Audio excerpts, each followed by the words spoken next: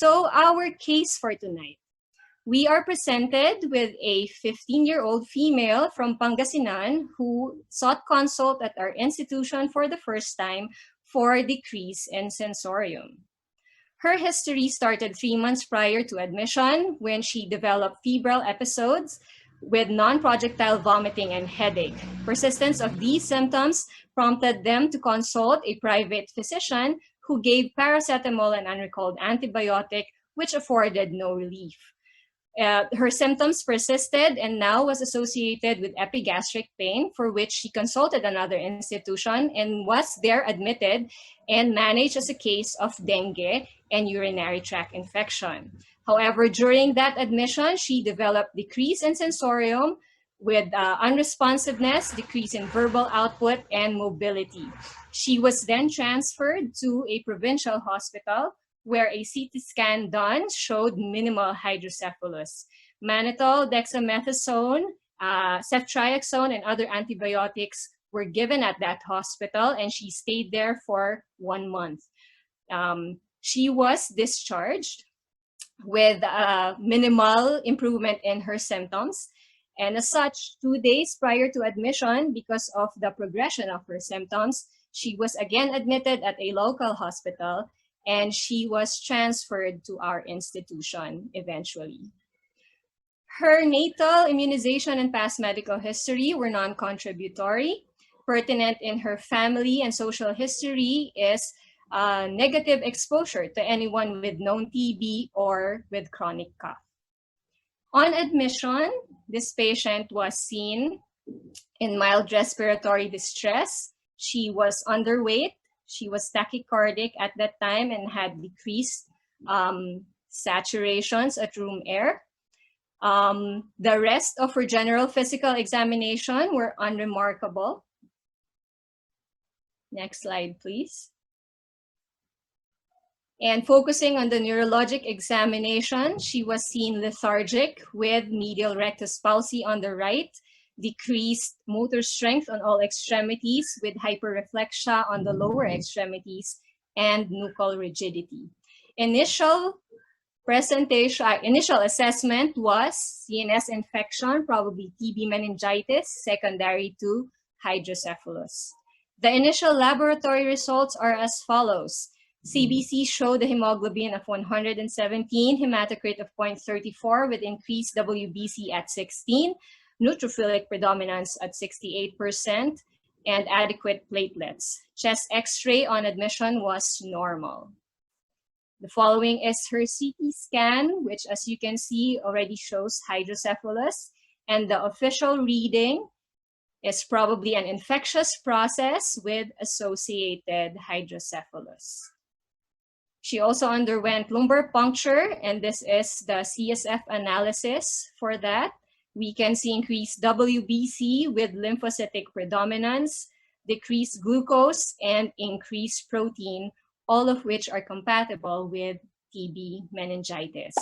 And so from that case, we would like to call our first, to summarize, this is a 15-year-old female who presented with a 3-month history of fever, headache, and vomiting, who was transferred to the provincial hospital due to decrease in sensorium and later developed hydrocephalus. Past medical history was unremarkable. Neuro-PE is pertinent for lethargy, medial rectus palsy on the right, decreased motor strength on all extremities, hyperreflexia on the lower extremities, and nuchal rigidity.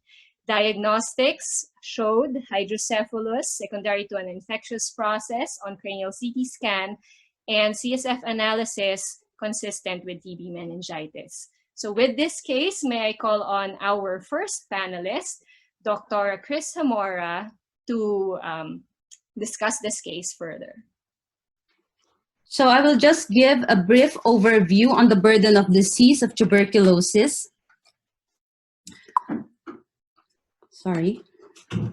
So globally, an estimated 10 million people fell ill with TB in 2018. This is a number that has been relatively stable in recent years. The burden of disease varies among countries from fewer than 5 to more than 500 cases per 100,000 population per year with a global average of 130. TB is a communicable disease that is a major cause of ill health and one of the top 10 causes of death worldwide, and the leading cause of death from a single infectious agent, ranking above HIV/AIDS. There was an estimated 1.2 million deaths from TB among HIV-negative people in 2018. This is a 27% reduction from 1.7 million in year 2000. And an additional of 251,000 deaths among HIV-positive people, which is a 60% reduction from 620,000 deaths in year 2000. So TB affects people of both ages, of both sexes and all ages, and the highest burden of disease is among men more than 15 years of age, accounted for 57% of all TB cases in 2018. By comparison, women accounted for 32% and children less than 15 years old for 11%. Among all TB cases, 8.6% were people living with HIV. Geographically, most TB cases in 2018 were in the WHO regions of Southeast Asia at 44%, Africa 24%, and Western Pacific 18%, where the Philippines belongs, with smaller percentages in the Eastern Mediterranean, the Americas, and Europe. 8 countries accounted for 2/3 of the global total. India, which is the number 1 country with a total of 27%, followed by China, Indonesia, and number 4 is the Philippines at 6%, then Pakistan, Nigeria, Bangladesh, and South Africa. So these 8 countries with other 22 countries makes up the WHO's list of 30 high TB burden countries, which accounts for about 87% of all TB cases worldwide. Tuberculosis is the 6th leading cause of morbidity and mortality in the Philippines. In 2018, the estimated total TB incidence in the country, including HIV-positive TB patients, is 591,000, and a total TB deaths of about 26,000, excluding HIV with TB. The WHO data of 2018 showed the Philippine TB incidence rate of 554 per 100,000 population. An estimated 1 million children less than 15 years old develop TB each year, with about 205,000 childhood deaths. 70 to 80% of children with TB disease have the disease in their lungs, while the rest is classified as extrapulmonary. In the PPS ICD-10 registry, there were about 7,066 childhood TB of all forms from 2009 to 2019. Majority of the reported cases were TB meningitis at 59%, followed by pulmonary TB. Clinically diagnosed TB might be underreported in the registry, hence the need for us pediatricians to do our part in reporting cases that we see in our clinics.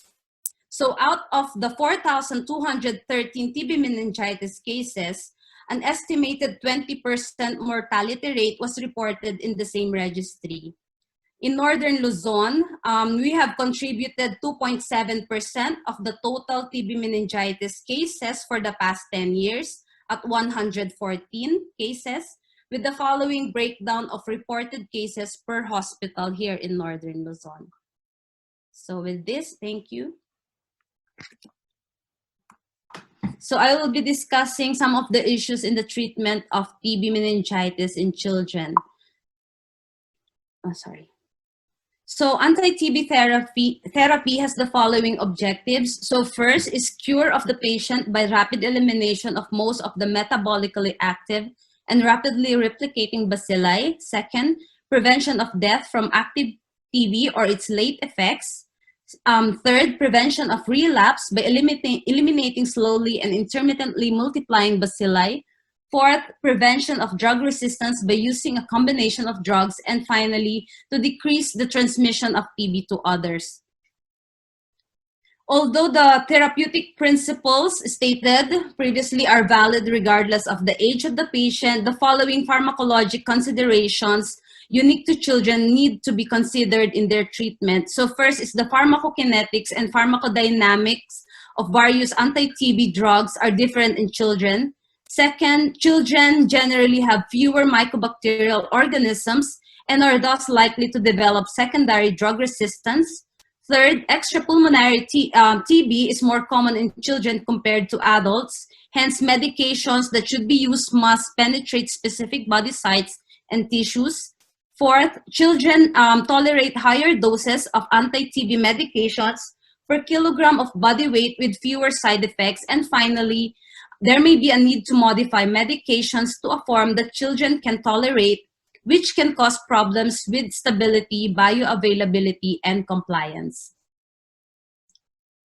So in the new National TB Program Manual of Procedures, the treatment regimens for drug-susceptible TB are as follows. So in the case presented, regimen 2 is recommended for extrapulmonary TB of CNS, which is 2 months of HRZE and 10 months of HR for a total duration of 12 months. So there are several questions in TB treatment, including different pharmacokinetics and pharmacodynamics of anti-TB therapy in children. So first question, can ethambutol pass through the blood-brain barrier for treatment of meningitis? So you can key in your answers for the poll.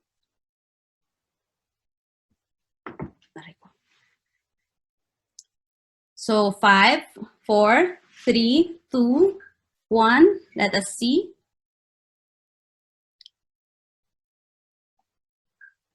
Okay, so most of you answered yes. So basically, your isoniazid and rifampicin are the most effective bactericidal drugs which are active against all forms of population of TB bacilli.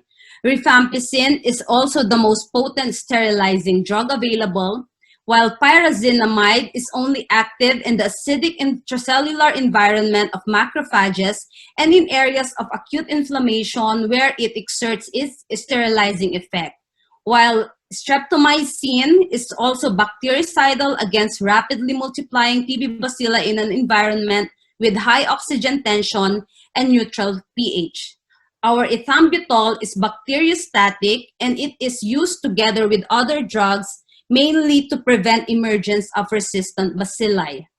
So in this journal, isoniazid and pyrazinamide achieve best penetration of the CSF. Our rifampicin, it penetrates less well, while ethambutol and streptomycin can only penetrate if there is inflammation of the meninges. So the answer there is, yeah, it can penetrate, but if the meninges are inflamed.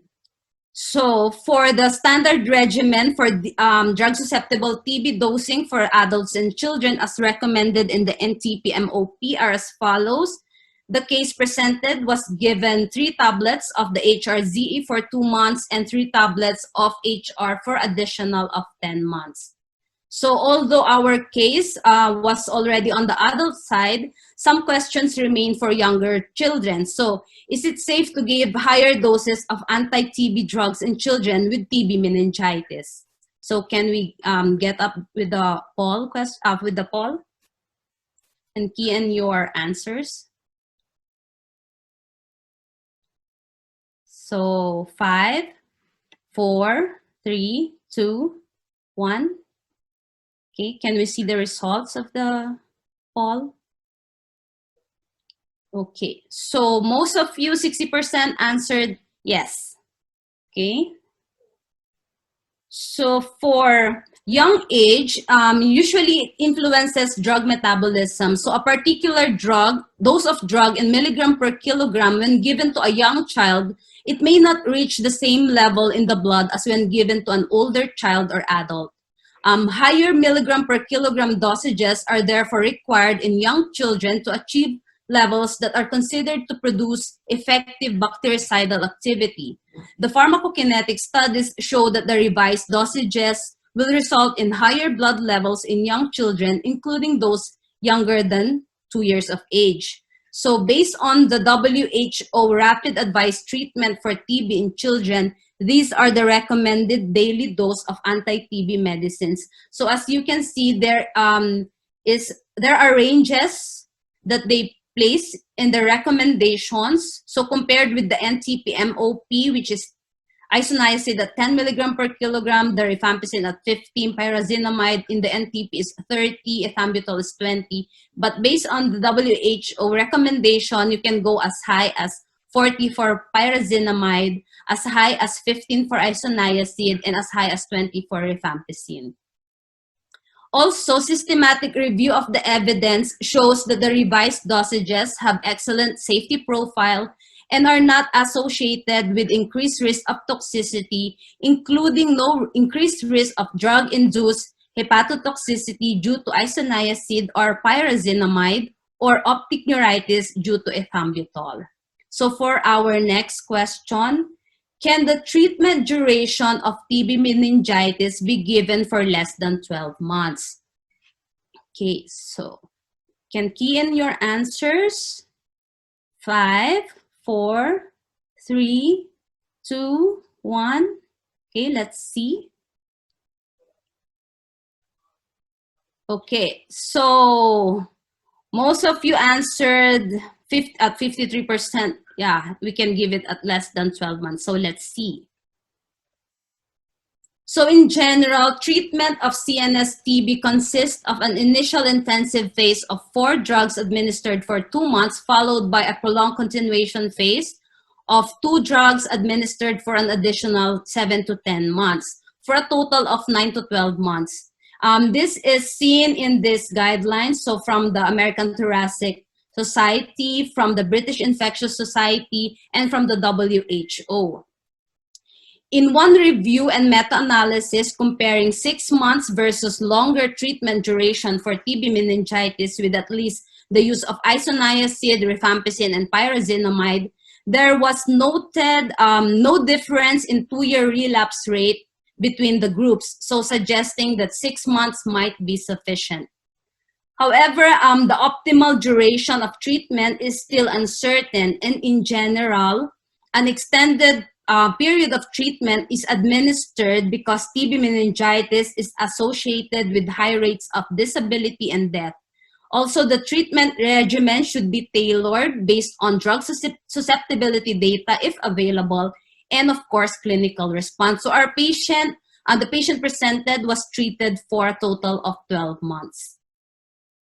So as an important adjunct to treatment of TB meningitis, another question, which steroid to use in TB meningitis? So is dexamethasone better versus prednisolone? Dapat pala yung yes is dexa, the no is prednisolone. Okay, so kindly key in your answers. So 5, 4, 3, 2, 1. Okay, let's see the results. So most of you answered the dexamethasone for the yes. Okay, so let's see. So there is no data to compare the relative efficacy of dexamethasone with prednisolone, but they are widely regarded as equivalent for the treatment of TB meningitis. So either of them can be used based on the choice of ease of administration and availability. So adjunctive glucocorticoid therapy should be administered to all patients with TB meningitis, whether suspected or confirmed. Administer glucocorticoids to patients with and without HIV infection in the following doses. So this table has been lifted from the up-to-date. Okay, so next question. So I've mentioned here that steroid can be used for both HIV negative and HIV positive patients, sorry. So the next question is related to HIV. So is there a need to screen for HIV in adolescent patients with TB? So, okay, key in your answers.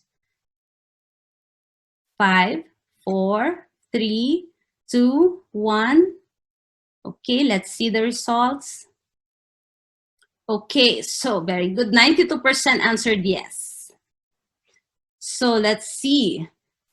Okay, TB is the most common opportunistic infection in HIV-infected persons, and HIV infection is an independent risk factor for extrapulmonary TB, including meningitis. So for these reasons, the diagnosis of TB meningitis should automatically trigger testing for HIV infection. Also, in the NTP-MOP guideline, a provider-initiated HIV counseling and testing is recommended to all TB patients 15 years old and above. Okay, so we should test them. Next question. So one of the complications noted during initiation of antituberculous therapy is the appearance of paradoxical reactions. So what are the paradoxical reactions in patients on anti-TB therapy? Is it A, only seen in patients co-infected with HIV? B, it can be easily differentiated from TB relapse. C, treatment is to continue anti-TB therapy. And D, occurs only after the intensive phase of treatment. So key in your answers. 5, 4, 3, 2, and 1. So let's see the result of the poll. So most of you answered occurs only after the intensive phase of treatment. So let's see. So recurrence or reappearance of fresh symptoms, physical and radiological signs such as unusual expansion or formation of a new TB lesion in a patient who had previously shown improvement with appropriate anti-TB therapy is called paradoxical reaction. So it is more common in people living with HIV. However, it can be seen in 2 to 15% in HIV negative population. Also, it has been reported as early as 2 weeks and as late as 18 months after the initiation of therapy. Okay. For the pathophysiology, so with the initiation of your TB medications, there is killing of the bacilli, which leads to the release of large amounts of tuberculous protein and cell wall products, which creates a hypersensitivity reaction and then recruits your lymphocytes and macrophages at the site of the previously inactive TB foci. And as a result, this foci enlarges and becomes evident.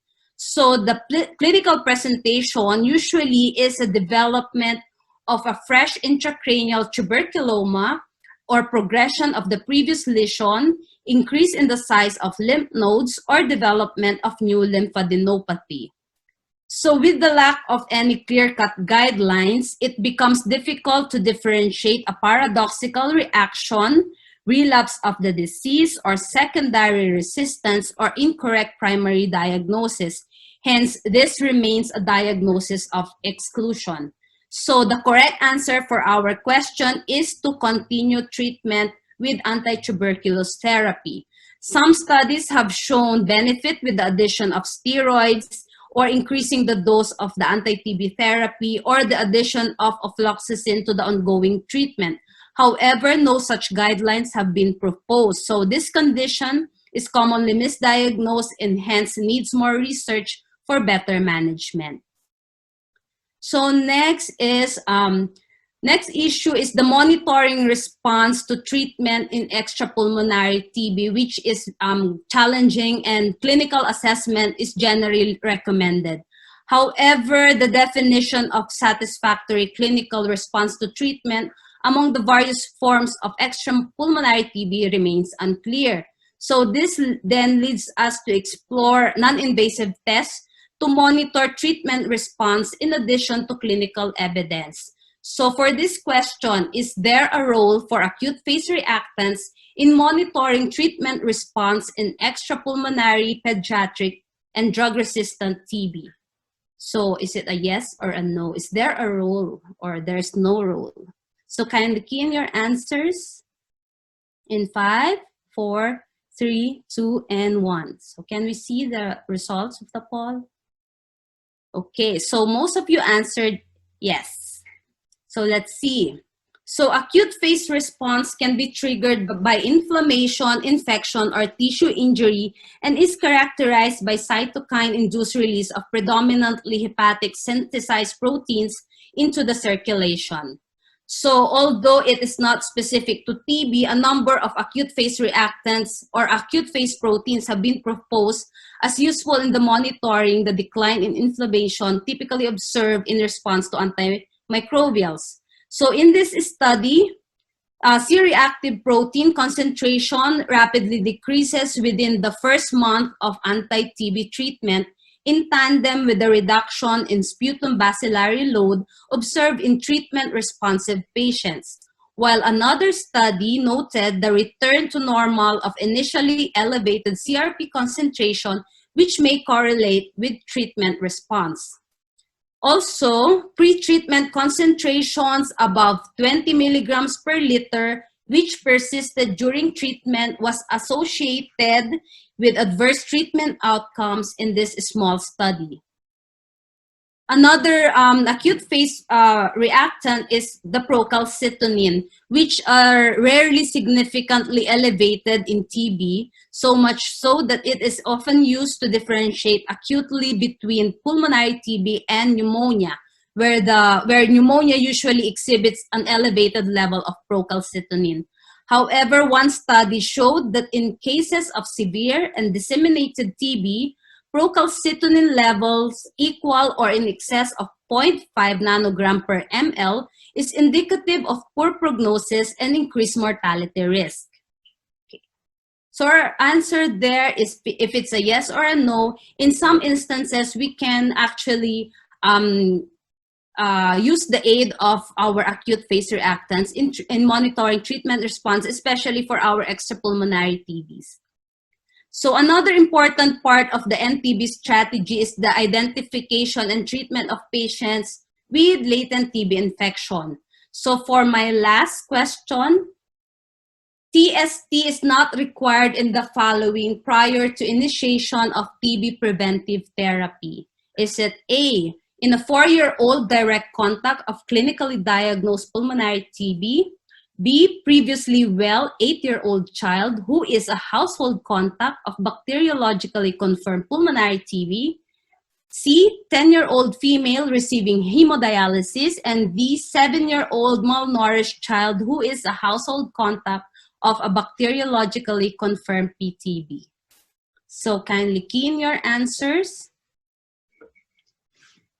Okay, 5, 4, 3, 2, and 1. Okay, let's see the results. So most of you answered the 7-year-old malnourished child household contact of a bacteriologically confirmed TB does not need TST prior to initiation of TB preventive therapy. Okay, kindly close the poll. Yeah. Okay, so for our first patient, so 4-year-old direct contact of clinically diagnosed PTB falls under this one, less than 5 years old, wherein TST is required prior to initiation of your TB preventive therapy. Our second candidate, previously well, 8-year-old child, so falls under more than 5-year-old, bacteriologically confirmed TB, household contact with no TB risk. So this is a previously well child. Next is a 10-year-old female receiving hemodialysis. So this one also falls under TST required prior to initiation of TB preventive treatment. Letter D, the 7-year-old malnourished child, household contact of bacteriologically confirmed, falls under the criteria of TST not required prior to initiating TB preventive therapy. So these are the following TB risks. So people living with HIV, those with diabetes, smokers, with immunosuppressive medical conditions, malnourished, and with multiple people with TB in the same household. So this is our recommended treatment regimens for latent TB infection that is available under the program is the 6 months isoniazid daily. And then the rest are alternatives. Okay, So that ends my lecture. These are my references. Thank you.